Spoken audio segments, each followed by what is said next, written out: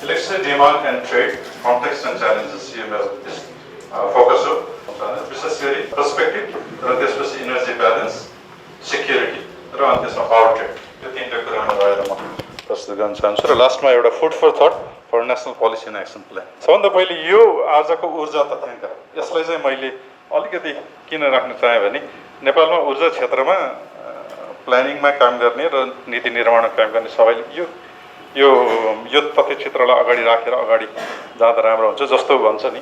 अब नेपालको योजना तयार गर्दाखेरि चाहिँ गरिबको के अरे एउटा गाउँको गरिब किसानको चित्र चाहिँ अगाडि राखेर योजना तयार गर्नु भन्ने चाहिँ अब बिपीको भनाइ जस्तै ऊर्जाको चाहिँ क्षेत्रमा यदि प्लानिङ गर्ने हो भने यो चित्रलाई चाहिँ राख्नुपर्छ भन्ने मलाई लाग्छ। तथ्य चित्र यसमा के देखिन्छ भने सम्पूर्ण ऊर्जामा इलेक्ट्रिसिटीको भाग जम्मा 4.2% छ। यो जस्ट भेरी की इन्डेक्सेसहरूमा 4.2% छ। मतलब धेरै नै इलेक्ट्रिसिटीको चाहिँ रोल बढाउनु पर्ने देखिन्छ र electricity is the most efficient source of energy in any other energy भन्दा heat mechanical energy or all other sources of एनर्जीमा electricity is the most efficient source of energy र यसलाई बढाउनु भनेको नै समृद्धिको एउटा चाहिँ इन्डिकेटर। सो कम्पेरिजनको लागि नर्वेमा 58% छ। 58% स्टिल सरप्राइजिङ छ, मतलब किन हायर भएन, but Norway is a oil production country. So उसको ट्रान्सपोर्टेसन र अरू फ्याक्ट्रीहरूमा स्टिल हाइड्रोकार्बन्सहरू युज हुन्छ। सो नेपालको केसमा त्यो फेसिलिटी छैन र अब त्यो इलेक्ट्रिसिटी बाहेक सम्पूर्ण ऊर्जा चाहिँ कुन कुन क्षेत्रमा प्रयोग हुन्छ त यो एउटा अर्को तथ्याङ्क छ जसले पनि गाइड गर्छ पोलिसी मेकिङलाई। भन्दा सम्पूर्ण ऊर्जामा 63% रेजिडेन्सियल छ। यो भनेको अलि अल्प विकसित या अविकसित भनौँ या अल्प विकासशील अर्थतन्त्रको एउटा इन्डिकेटर हो र ट्रान्सपोर्टमा 9% र इन्डस्ट्रीमा 18% ऊर्जा छ। सो ऊर्जा र विशेष विद्युतको प्लानिङ गर्दाखेरि वेयर इज द कहाँनिर हामी हिट गर्नुपर्छ भन्दाखेरि फोकस चाहिँ there are 3 areas residential, industry र ट्रान्सपोर्ट। र यसले रेजिडेन्सियलमा यदि हामीले 25% अफ द रेजिडेन्सियल युज गर्न सक्यौँ भने हाम्रो इलेक्ट्रिसिटी सेक्टरको डिमान्ड धेरै बढ्छ। सो दिस इज वेयर यो चाहिँ हामीले पिक्चरमा राखेर प्लानिङ गर्नुपर्छ भन्ने कुरा र यो 174 टेरावाट आवरको जुन रिक्वायरमेन्ट आजको छ the pie itself will grow bigger as development goes. Another सर्टमा चाहिँ 42,000 megawatt. So okay that is our potential demand potential and what is our supply potential 42,000 megawatt चाहिँ economically feasible is a well known factor। 83,000 चाहिँ अब हामीले धेरै सानोदेखि पढिआएको 83,000 megawatt capacity मध्ये economically feasible। what is economically feasible? feasibility means कति रुपैयाँमा बिजुली चाहिँ यो feasible छ, मतलब त्यो price of the electricity is an important factor in determining 42,000 megawatt। so our electricity energy cost is higher than India। That's interesting. Hamro LRMC long run marginal cost is higher than India. So in a market like our electricity ma high voltage bata low voltage ma current jancha, pani ma high pressure bata low pressure ma pani jancha bhani market ma low price bata higher price bhako ठाउँमा electricity would go। So in that case India bata Nepal ma आउँछ बिजुली यदि open market ma छोड्ने हो भने dirty Indian energy, coal energy should come to would come to Nepal if given free market। So we are trying now to export our energy। That means we have to do a certain market manipulation। How we do it? एक हामी seasonal subsidy गर्छौं, जाडो महिनामा महँगोमा त्यो बिजुली बेहोर्छौं र सस्तोमा गर्मीको बिजुली चाहिँ हामीले इन्डिया बेच्न चाहन्छौं। That's a way of subsidizing, like on dumping गरे जस्तो, but that's not what it is। Subsidize र अर्को चाहिँ हामीले customs र अरू विभिन्न सब फ्यासिलिटिजहरू दिएर चाहिँ we try to make that electricity cheap enough to sell in India during the summer or surplus। त्यो चीज चाहिँ we have to remember this also कि जुन इलेक्ट्रिसिटी हामी बेच्न खोजिरहेका छौं this is a subsidized commodity, is not a marketed commodity। त्यो हैन त। so that should also be kept in mind while you plan for what to sell। so what to sell भन्दै गर्दाखेरि what is our demand going to be यो 2015 मा गरेको एउटा forecast हो र 2015 मा गरेको 2023-24 मा अहिले 22-23 मा 3,300 मेगावाट हुनुपर्ने थियो। अहिले भर्खरै लक्ष्मणजीले पनि भन्नुभयो आजको पिक डिमान्ड 2000 प्लस माइनस छ। अझ भदौ 1 गतेको पिक डिमान्ड हेर्नु हो भने 1800 मेगावाट छ। सो अफ कोर्स यो काम गर्ने दिनहरूमा पानी परेको दिनहरू विभिन्न कारणले गर्दाखेरि तलमाथि हुन्छ। सो 1800 मेगावाटको पिक डिमान्ड हुँदै गर्दाखेरि base load is 1500 megawatt. So just 300 मेगावाटको फरक छ बेस लोड र पिक डिमान्डमा। र 2700 मेगावाटको जेनेरेसन क्यापासिटीमा एक्सक्लुडिङ आउटेज प्लान्ट र एनइएको 150 मेगावाटहरू घटाउने भने 2550 मेगावाट चाहिँ हामीसँग एभाइलेबल छ। एभाइलेबलमा अब त्यसलाई मान्दाखेरि चाहिँ हामीले 700 मेगावाट जति चाहिँ एभरेजमा 20 आवर्स र पिकको बेलामा 750 मेगावाट खेर गइरहेछ। Very sad fact. यसमा एउटा कुरा के छ भने यो रियली स्पिल होइन, तर यो मतलब नट रियली मतलब वास्तविक रूपमा स्पिल हो, तर एकाउन्टमा स्पिल छैन। इन द सेन्स एनइएले यति पैसा तिर्दैन। एनइएले यो एनर्जीलाई चाहिँ पावर पर्चेज एग्रिमेन्टमा भएका क्लजहरू एक्सर्साइज गरेर डिस्प्याच नै नगरिदिएर अथवा त्यसमा चाहिँ त्यो पेएबल एनर्जी चाहिँ होइन। अहिले यसमा गर्नु खोजेको प्रक्षेपण चाहिँ हामी नर्मली जहिले पनि महत्त्वकाङ्क्षी नै गर्छौँ। अहिले पनि हाम्रो प्रक्षेपण महत्त्वकाङ्क्षी नै छ। र अर्को कुरा के भने load forecast is an art, a little bit of art. It's a science, but there's a little bit of art in it. So the factors of load forecast: economic growth, industrial growth, technology development, switchover, access to grid, the reliability of supply. These are all factors, and policy support for switches. So these are the factors that determine the load forecast, and therefore part of the load forecast is art. But nevertheless, what it tells us is that there is a high demand potential. That is the one point I want to say here. अब next फ्याक्टरमा जाँदाखेरि नेपालको hydro power resource र डिमान्डमा यो जुन mismatch छ त्यसलाई हेरौँ र त्यहाँनिर ट्रेडको सल्युसन ट्रेडको स्कोप कति छ। यो कर्भ चाहिँ मैले 2073 को curve actual load demand curve लिएँ। यसलाई किन लिएँ भने योभन्दा पछाडि चाहिँ हामीले भ्याली फिलिङ पिक क्लिपिङ भन्ने हिसाबले इन्डस्ट्रिजहरूलाई बिहान र बेलुका बन्द गर्न लगाएर त्यसलाई अलिकति फ्ल्याटमा गऱ्यौँ। त्यो फ्ल्याटमा गरेको अहिले लोड फ्याक्टर चाहिँ करिब 80% जति छ भन्नाले बेस लोड र पिक लोडमा 300 मेगावाटको फरक छ। 1700 2000 1600 1900 which is an unnatural load curve right now. यसलाई इन्डस्ट्रिजहरूलाई उसको आफ्नो मोस्ट एफिसियन्ट जहाँ गर्नुपर्ने छ गर भन्ने उसको प्रोडक्टिभिटीका अनुसार उसलाई यदि बिजुली प्रयोग गर्ने दिने हो र घरमा डोमेस्टिकमा चाहिँ अब हामीले कुकिङमा र अरू इलेक्ट्रिकल एप्लायन्सेसलाई युज गर्न दिने भने it would come back to that kind of morning peak and evening peak. र त्यहाँनिर इलेक्ट्रिसिटी सप्लाई र डिमान्डको मिसम्याच चाहिँ मोर प्रोमिनेन्ट हुन्छ। So what should be the install capacity and how do we solve this mismatch? एउटा solutions चाहिँ trade हो। यो ब्लू लाइनमा यदि बस्यौँ भने जति पनि हामी बढी डिमान्ड हुन्छ त्यो ट्रेडबाट इम्पोर्ट गर्ने, अथवा ग्रिन लाइनमा बस्यो भने कम हुँदाखेरि इम्पोर्ट गर्ने र बढी हुँदाखेरि एक्सपोर्ट गर्ने।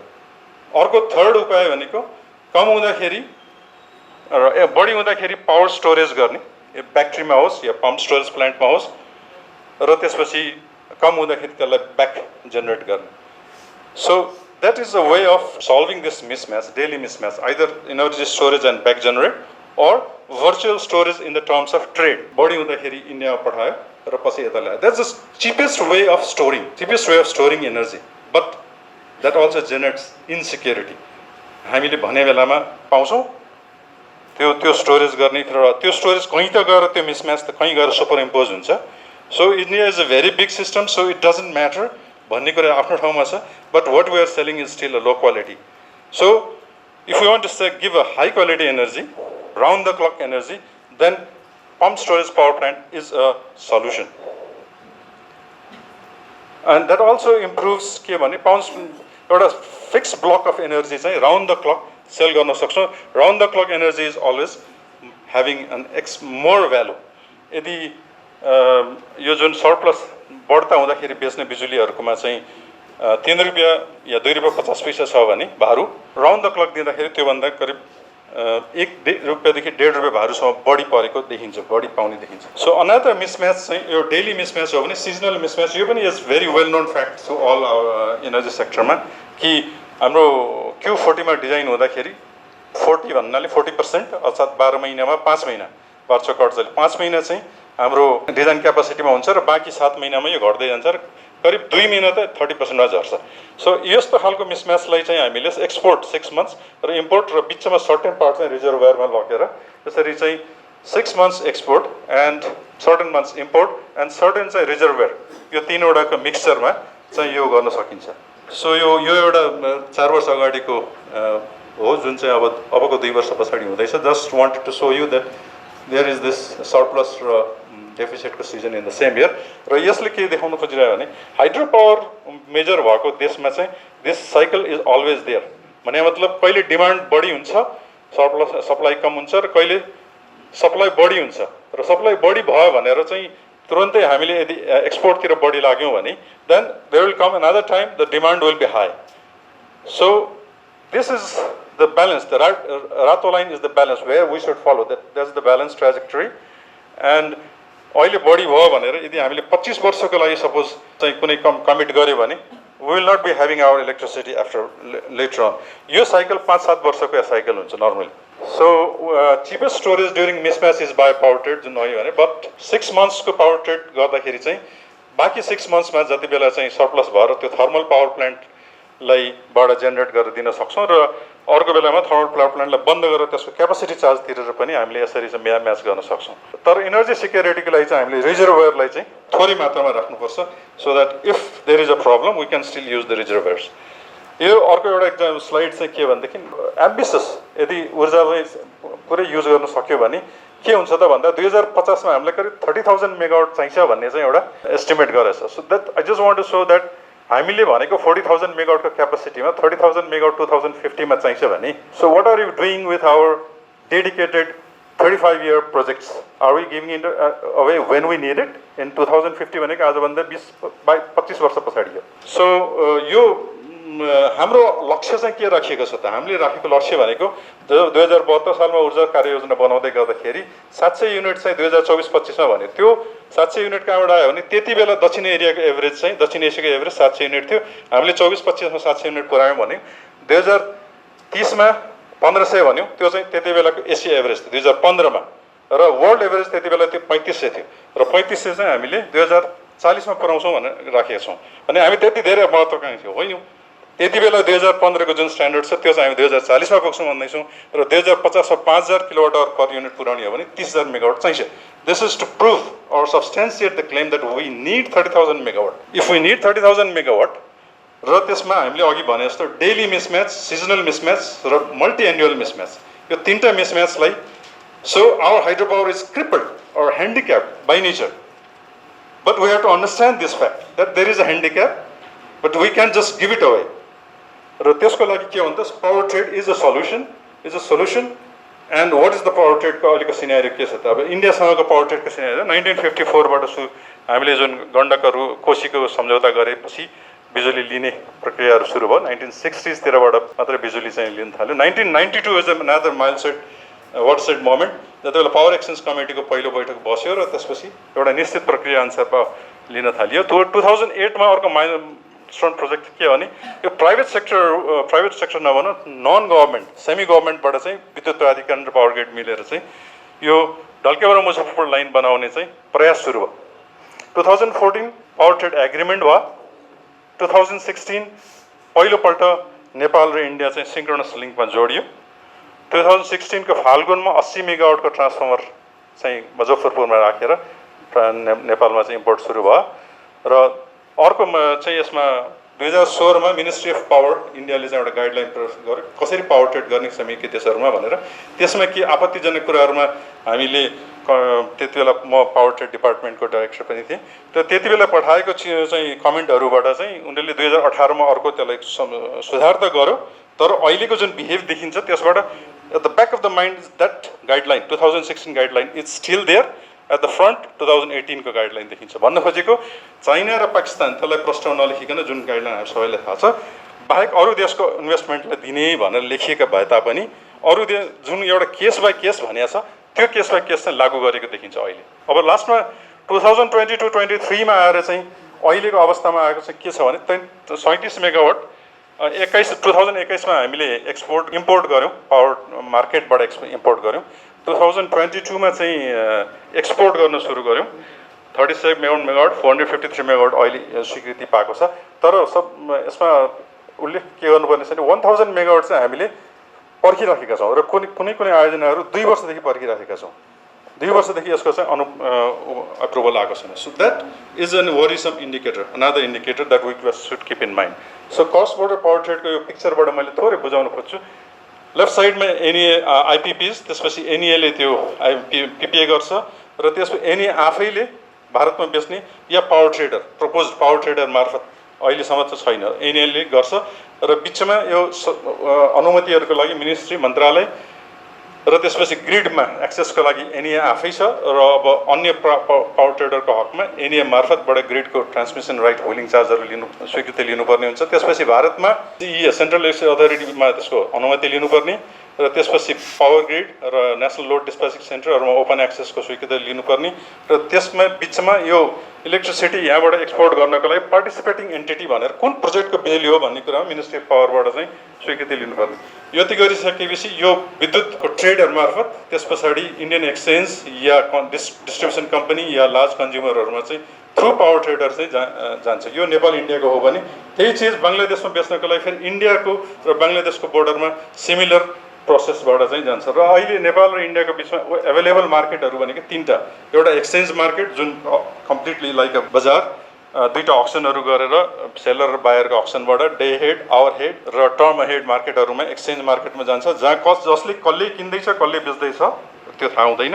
2टैको चाहिँ अक्सन्सहरूलाई चाहिँ क्लोज एन्भेलपमा चाहिँ ओपन गरेर गरिन्छ. अर्को बाइल्याटरल, यो बाइल्याटरल हामीले टनकपुरमा गरे जस्तै अरू अहिले यहाँ एनएले अहिले यही ढल्केबर मुजफ्फरपुरमा बाइल्याटरल गरिरहेछ. र अर्को लङ टर्म पिपिए, केस 1 बिडिङ, यो भनेको 12 इयर्स र लङ टर्म पिपिएमा इन्डियाको डिस्कम्सहरूले केस 1मा बिडिङ गराउँछ र बिडिङमा भाग लिएर चाहिँ दिने. यी 3वटा मार्केटहरू चाहिँ उपलब्ध छ र यो सबैको लागि चाहिँ पार्टिसिपेटिङ एन्टिटी भनेर पिई चाहिँ स्वीकृति लिनुपर्छ. त्यो स्वीकृति चाहिँ मैले अघि भने अनुसार 1000 मेगावाटको अहिले पर्खेर बसिराखेका छौँ. अब यसमा बोर्डरमा चाहिँ लाग्ने चार्जहरूमा मैले जस्ट सर्टली के देखाउन खोजेँ भने यो मार्केटमा हामीले बिजुली बेच्दा पनि सबै चार्जेसहरू हामीले तिर्छौँ. वेलिङ चार्ज हामीले तिर्छौँ आफ्नो हिसाब प्राधिकरणको, अरूलाई भए तिर्नु पऱ्यो. ट्रेडर फी हामीले तिर्छौँ, अहिले आफै एनएले गरिरहेछ, ट्रेडर फी तिर्नु परेन, पछि यदि आइपिपीले गर्नु पऱ्यो. त्यसपछि ट्रान्समिसन चार्ज ढल्केबादेखि बोर्डर पनि तिर्नु पऱ्यो र बोर्डरदेखि फेरि मुजफ्फरपुरतिरको ट्रान्समिसन चार्ज पनि तिर्नु पऱ्यो. त्यसपछि फी तिर्नु पऱ्यो उतापट्टिको ट्रेडरको फी र त्यसपछि त्यहाँ कनेक्सन चार्जेसहरू, पोइन्ट अफ इन्जेक्सन चार्जेसहरू सबै तिर्नु पऱ्यो भने उताबाट आयात गर्ने बेलामा अहिले हामी ती सबै चार्जहरू ब्याक तिर्छौँ. So the market is when we are selling, it is a buyer's market, and when we are buying, it is the seller's market, because the price of the electricity is being fixed by India, because it's a bigger market. Big fish take given to ठुलो माछा सानो माछा खान जस्तो. So they are fixing the price. So what यो मार्केटको चाहिँ के त solution, यो पनि एउटा सोच्नुपर्ने छ. मैले एउटा थोरै प्रपोज गरेको छु. This is another reality India Nepal power ट्रेडकोमा. अब इन्डिया नेपाल पावर ट्रेडमा एउटा यो ब्यालेन्स देखाउनु खोजेको के भने हरेक वर्ष 15% दरले एनर्जी र 10% दरले पिक डिमान्ड तरिकाले बढ्दै गइरहेछ. एउटा पोइन्टमा पिक डिमान्ड र एनर्जी सँगसँगै बढ्नुपर्छ. अहिले पिक डिमान्ड र एनर्जीमा चाहिँ एनर्जी बढिरहेछ, पिक चाहिँ कम भइरहेछ, त्यति बढेको छैन. तर भनौँ न 10 देखि 15% दरले बढिरहेछ. त्यो भनेको 200 देखि 300 मेगावाट प्रति वर्ष बढिरहेछ. तर यता सप्लाई 1000 मेगावाट पर इयरको दरले बढ्ने देखिन्छ. 7700 मेगावाटको PPA, 3200 megawatt under construction. So next 3 इयर्समा यो आउँछ भने हरेक वर्ष त 1000 मेगावाट करिब आउँछ भन्ने हामीले मान्न सक्छौँ. तलमाथि होला, कुनै वर्ष 700 होला, अर्को वर्ष 1200 होला. So if that is it, we are going to have a surplus, but that's going to be only in the wet period. र आजभन्दा पछाडि 26-27 तिर केही समय सर्ट पिरियडको लागि we will have a surplus in winter also. But that's again अघि जुन देखाएको चक्र साइकलमा is only for short period. त्यो हुँदैछ भनेर आजबाट 25 वर्ष कमिट गर्यो भने के हुन्छ? त्यसमा main point, should we or should we not? र यसमा चाहिँ अब स्कोप अफ इलेक्ट्रिसिटी चाहिँ daily unbalance, seasonal unbalance, multi year अनब्यालेन्सको कुरा गरिहालेँ. र एउटा इन्ट्रेस्टिङ ल्याबको एउटा नेसनल रिन्युएबल एनर्जी ल्याब युएसएले गरेको एउटा स्टडी रिपोर्ट हालसालै आएको रिपोर्टले के देखाइरहेछ भने यदि हामीले मिलेर यदि यो गर्छौँ भने 1.3% उसको अपरेसनल कस्ट घट्छ India as a whole, India र नेपाल गरेर. र नेपाल सानो छ भने सबैभन्दा बढी फाइदा त इन्डियालाई हुन्छ, विच इज $46 करोड प्रति वर्ष फाइदा हुन्छ. र यदि त्यसलाई चाहिँ कोअर्डिनेटेड अपरेसनमा बङ्गलादेश, भुटान, इन्डिया, नेपाल गर्छौँ भने 5.4% सेभिङ हुन्छ, विच इज ह्युज. 46 करोड 5 गुणा so that much dollars which is अरब नेपाली रुपियाँमा र त्यसमा सिस्टम कोअर्डिनेसन र मार्केट कोअर्डिनेसन पनि गऱ्यौँ भने त्यसबाट बचत हुने ऊर्जामा हुने बचत अनदर 1.5%, अब 6.5% बचत हुन्छ, but India does not like to do it. Why? That is a question. कि पैसा फाइदा हुन्छ इन्डियालाई तर किन गर्दैन? So the question is it on strategic commodity rather than a market commodity for India? That's a very valid question that we can ask and have to ask.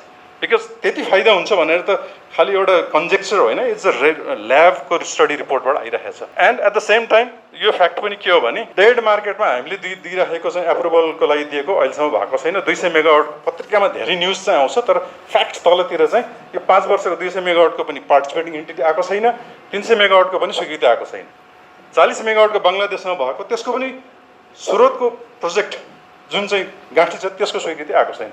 So what are they trying to do? उनीहरूले नदिने न दिन्छन् होला, पक्कै दिइरहेछन्. 1 वर्ष पछाडि यहाँ पायौँ अघिल्लो 453 मेगावाटको. This they are trying to use it as a strategic commodity. Is it or not? I will not say yes it is, but these are the symptoms. त्यस पछाडि is India desires to invest or promote dedicated hydropower projects acquiring direct control for 25-35 years. कि त्यहाँनिर चाहिँ बढी focus देखिराखिएको छ. Nepal has already agreed with approximately 500 megawatts चाहिँ इन्डियासँग चाहिँ डिरेक्ट गरिसकेको छ. दिज आर द 1000 मेगावाट्स जुन चाहिँ लिस्ट गरिएको करिब 18वटा प्रोजेक्टको, जसको चाहिँ हामीले पर्खिरहेका छौँ. श्रावण 15 को एउटा स्याड फ्याक्ट, 1782 मेगावाटको पिक डिमान्ड र 1650 मेगावाटको बेस लिमिट हुँदाखेरि यति स्पिल भइरहेको छ. र यही चिजहरू जुन यो चाहिँ अर्जेन्सी छ, आज अहिले हामी भदौमा पर्खिँदै गर्दा हामीलाई पोखिला भन्ने अर्जेन्सी छ भने कार्तिकमा पुग्दाखेरि मङ्सिरकोमा आजको भोलिबाट आजसम्म निर्यात भने भोलिपल्ट आयात भन्ने खालको न्युज पनि पढ्न पाइयो अस्तिको अघिल्लो वर्ष. सो राइट नाउ अहिले चाहिँ हामीलाई स्पिल हुनेको एकदमै अर्जेन्सी छ. यो अर्जेन्सीलाई फिल गरेर सम्माननीय प्रधानमन्त्रीज्यूको जेठको भिजिटमा हामी यो ऊर्जालाई चाहिँ धेरै फोकसमा गरेका थियौँ र त्यसमा एउटा long term power trade agreement 10,000 मेगावाटको चाहिँ एउटा ड्राफ्ट चाहिँ छलफल भयो भन्ने छ. र त्यसमा भएका बुदाहरू हेर्दाखेरि चाहिँ 2014 को पावर ट्रेड एग्रिमेन्टमा भएका बुदाहरू नै कतिपय चिजहरू दोहोरिएको छ. किन दोहोऱ्याएला भन्ने लागेको चाहिँ के हो भने 2014 पछि 2016 मा उनले त्यसको स्पिरिटको एगेन्स्टमा गयो. 2014 को एउटा सार्क फ्रेमवर्क एग्रिमेन्ट नोभेम्बरमा भएको थियो, अक्टोबरमा नेपाल इन्डिया भएको थियो भने नोभेम्बरमा सार्क फ्रेमवर्क भएको थियो, तर दुईटाको एगेन्स्टमा उनले 2016 मा गयो. So maybe we want to again reinforce कि होइन यो एग्रिमेन्टमा फेरि त्यसलाई रिइन्फोर्स गर्नु खोज्यो. That's a good thing that we try to do. अनि त्यस पछाडि अर्को चाहिँ यसमा मिडियम टर्म र लङ टर्ममा ध्यान दिएको छ. सो मिडियम टर्म र लङ टर्ममा चाहिँ that's where a flag is raised. Long term yes no what to do भनेर. Nepal should bring clarity and not remain ambiguous in such matters. The matters is त्यो 10,000 मेगावाटकोमै एउटा के चाहिँ क्लज राखेको छ भने towards this and take all necessary measures to encourage mutually beneficial investments in Nepal's hydropower. So, is this 10,000 megawatt for India's invested projects only? So, there is an ambiguity, we have to be clear. So, you are just figures, 4,854 megawatt का हामीले agree गरिसक्यौं र recently फोकट Karnali 480 megawatt जुन यदि optimise गरे पनि 1000 megawatt भन्दा माथि जान सक्छ, जसरी चाहिँ तपाईको अरुण 4 को 490 बाट 695 गरिएको थियो. This are the. अब एउटा अर्को फ्याक्टर छ लास्टमा चाहिँ यो 21.9% फ्री एनर्जी दिस डेडिकेटेड प्रोजेक्ट्सले दिन्छ र रोयल्टी पनि तिर्छ. So that's a good thing for Nepal. हामीले 25-30 वर्ष 35 वर्षको लागि चाहिँ कन्ट्रोल दिँदै गर्दाखेरि this is a very good free royalty, very high royalty that compare to NSI PPA गरेकाहरूको हकमा 2% 15 वर्षलाई दिन्छ भने 15 वर्ष पछाडि 10% दिन्छ. So that's all they pay. So there is a big difference between this two projects. So एक हिसाबले रोयल्टी बढी पाएको हुनाले डेडिकेटेड प्रोजेक्टहरू बेटर हो कि भन्ने पनि देखिन्छ. सो अनि त्यो सोचाइ पनि देखिन्छ यो उसमा पब्लिक डिस्कोर्समा. But if we need those power in 25 years later or 15 वर्ष पछाडि चाहिन्छ भने should we go for that. So that is one question. र अब विद्युत व्यापारमा यो जुन कन्स्ट्रक्सन छ अघि जुन स्ट्राटेजिक कमोडिटीको रूपमा इन्डियाले गरेको त्यसको विकल्प के छ त? चाइनामा energy cost are lower than India. So if we sell हामीले कम पैसा पाउँछौँ, एक त्यो. दोस्रो कुरा टिबेटमा मार्फत बेच्दाखेरि टिबेटको साइकल र हाम्रो साइकल उस्तै छ. जहिले हामीलाई बढी हुन्छ उसको पनि बढी हुन्छ. द्याट मिन्स ट्रान्समिसन लाइनमा लोड भए बढी हुन्छ जुन छेङदु र अरू नजिकका इन्डस्ट्रीमा जानलाई. So these are the constraints. But still 200 देखि 500 मेगावाट पठाउनुको लागि त्यो ठुलो हाई भोल्टेज लाइनमा it's possible, it can be done. र त्यसको लागि एउटा ट्रान्समिसन लाइन अलरेडी प्रपोज छ र अहिले प्रस्तावित प्रधानमन्त्रीको बजेटमा यो कुराहरू पनि आइरहेको छ. What I am saying is that interim arrangement गरेर we can do it in 2 years. This लाइनमा 220 kV र अरू त्यही लाइनलाई चाहिँ युज गरेर क्विकली गर्न सकिन्छ. The only reason is energy security and market security. यसले हाम्रो प्रब्लम सल्भ गर्दैन, यसमा भ्रम छैन, तर सर्टेन सिक्युरिटी चाहिँ यसले दिन सक्छ. अर्को विकल्प भनेको Bangladesh as a buyer is always better to have a multilateral talks than bilateral, especially when it is a big versus small. र अर्को एउटा के छ भने बङ्गलादेशको पनि एउटा नेगोसिएटिङ स्ट्रेङ्थ छ. त्यो के भन्दाखेरि अरुणाचल प्रदेशमा उसले 15,000 मेगावाट भन्दा बढी अहिले बनाउँदैछ. सो अरुणाचल प्रदेशबाट बिजुली पश्चिममा लिएर आउनको लागि बङ्गलादेश मार्फतबाट चाहिँ हाई भोल्टेज डिसी ट्रान्समिसन लाइनहरू प्रपोज छ. So they have to give access. So Bangladesh has that bargaining strength. We have a bargaining strength, which is the dedicated projects. जुन अहिले 5,000 मेगावाट भने another 5,000 जुन छ. So together we can bargain with India and have a trilateral meeting to get what we need, the concession from India. अब अर्को एउटा के पनि स्टडी भएको थियो भने यो आइबिएनले गरेको 2015 को स्टडीले चाहिँ यदि हामीले बेलैमा 400 kV लाइन इस्ट वेस्ट बनायौँ र नर्थ साउथ ट्रान्समिसन 11 kV के अरे 400 kV क्रस बोर्डर इन्टरकनेक्सन बनायौँ भने त्यसले चाहिँ के गर्छ भने इन्डियामा बन्नुपर्ने ट्रान्समिसन लाइनलाई डिस्प्लेस गर्छ, चाहिँदैन, त्यो अलिक पछाडि सार्दा हुन्छ. त्यसको मतलब के भयो भने ती ट्रान्समिसन लाइन जुन नेपालमा बन्नेले त्यो पूर्वबाट पश्चिम लैजाँदाखेरिको त्यो ट्रान्समिसन चार्जबाट त्यसको लगानी उठाउँछ. सो यदि ढिला गऱ्यो भने उसले आफ्नो लाइन बनाउँछ र हाम्रो फेरि लगानी उठ्नलाई टाइम लाग्छ. सो हामीले त्यसलाई पनि विचार गरेर लगानी चाहिँ गर्नुपर्छ भन्ने एउटा कुरा हो. र अर्को चाहिँ हाम्रो इनर्जी भनेको क्लिन हो भने क्लिन एनर्जीको हामीले प्रिमियम पाएका छैनौँ. अहिले प्रिमियम छैन. यो चाहिँ डर्टी एनर्जी चाहिँ एट पावरमा चाहिँ भइरहेछ. त्यो ल्याउनको लागि चाहिँ हामीले आफ्नै मार्केट नेपालमा बनाउनुपर्छ. So that we can make that hydro पावरको चाहिँ अब जस्तो क्यापासिटी, एउटा हाइड्रो पावरको ब्युटी भनेको क्यापासिटी हो, स्पिनिङ रिजर्भ, स्टेबिलिटी, र तिनीहरूको लागि चाहिँ भ्यालु दिनको लागि पनि हामीले आफ्नै नेपालमा एउटा मार्केट बनायो भने so that they have to. अहिले त हामी इन्डियाको मार्केटमा गएर उसको जुन रुल्स एन्ड रेगुलेसन्सबाट आरपिओ पाउँदैनौँ भने पनि जे छ त्यसमा चाहिँ भाग लिनुपर्ने हुन्छ. र फाइनली अब एउटा सानो मैले यसमा जोड्ने चाहिरहेको पोलिसी रिकमेन्डेसन भनौँ अथवा पोलिसीको लागि चाहिँ एउटा फुड फर थट दिँदै गर्दाखेरि डेली मिसम्याच र सिजनल मिसम्याचको इलेक्ट्रिसिटीको क्वालिटी बढाउनको लागि चाहिँ यो सेक्टर चाहिँ हामीले नेग्लेक्ट गरेका छौँ. त्यो भनेको पम्प स्टोरेज पावर प्रोजेक्ट हो. पम्प स्टोरेज प्रोजेक्ट चाहिँ नर्मली धेरै इनर्जी सेक्टरमा मै एनिएमा धेरै समय बस्दाखेरि पनि कतिपयले इज एक्सपेन्सिभ. पम्प स्टोरेजमा राख्नु र निकाल्नुमा जुन एनर्जी कस्ट छ 10 रुपियाँ पर्न आउँछ. 10 रुपियाँ राखेर अनि अर्को 5 रुपियाँ बिजुली, 15 रुपियाँ बिजुली के काम, त्योभन्दा त रिजर्भर ठिक हुनसक्छ या अरू उपाय भने. But no, that is not true. We do not look at it in a different way. The other different way is एउटा नेपालको हाइट, पहाडको हाइट छ. हाइट कसरी बेच्ने, हाइट बेच्ने एउटा ब्युटिफुल उपाय पाउनुहोस्. कुनै पनि खोला र तालमा जानुहोस्. एउटा इक्जाम्पल मैले रूपा तालको हेरेको थिएँ. ठ्याक्कै मासतिर 500 मिटर हाइट 2 किलोमिटर डिस्टेन्समा छ. जस्ट 2 किलोमिटर डिस्टेन्समा you get 500 metre height.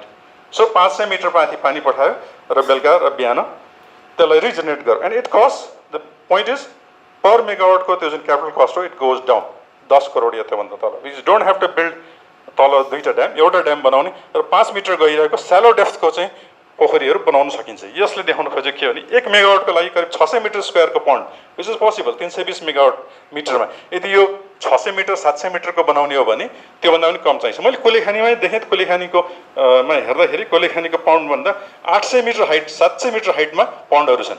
So we can make that 200 मेगावाटको हाइट, 60 मेगावाटको त कोलेखानी छ, त्यहाँ 200 मेगावाटको पम्प स्टोरेज पावर बनाउन सकिन्छ. That pump storage power will give us the energy security for Kathmandu valley. कुनै पनि बेलामा ट्रिप हुँदाखेरि काठमाडौँ भ्यालीले त्यो दिन सक्छ. र यसको मेन ब्युटी चाहिँ के रहेछ भने पहाडहरूको पछाडि जुन फरेस्टहरू छ, फरेस्टलाई आगो लागि हुँदाखेरि वी हेभ सिन द्याट जस्तोसुकै आगो नलाग्ने ठाउँहरू पनि आगो लागिरहेछ. सो वाट ह्यापन्स, त्यहाँनिर चाहिँ पानी चाहियो भने this pump storage plants can provide water at a very small cost. त्यस पछाडि अर्को इरिगेसन. त्योभन्दा तलतिर हाम्रो पहाडहरूमा जहाँसुकै खेतीबाडी गरिन्छ, त्यसमा चाहिने इलेक्ट्रिसिटी लिफ्ट इरिगेसन भन्ने ठाउँमा यसैलाई लिफ्ट इरिगेसनको रूपमा प्रयोग गरेर गऱ्यो भने just 1 slide. So it cost एउटा के देखिन्छ भने 1 लिटरको लागि जम्मा 0.3 पैसा, 1 पैसा पनि होइन, यति चाहिँ लाग्ने देखिन्छ. सो भन्नाले जुन क्यापेक्स छ त्यो त पावरले प्रयोग गरिहाल्यो. अब अपेक्स मात्र, अपरेसन कस्ट मात्रै तिर्नु पऱ्यो, बिजुलीको कस्ट मात्रै तिर्नु पऱ्यो, अरू सबै कस्ट त बिजुलीले गरिसक्यो.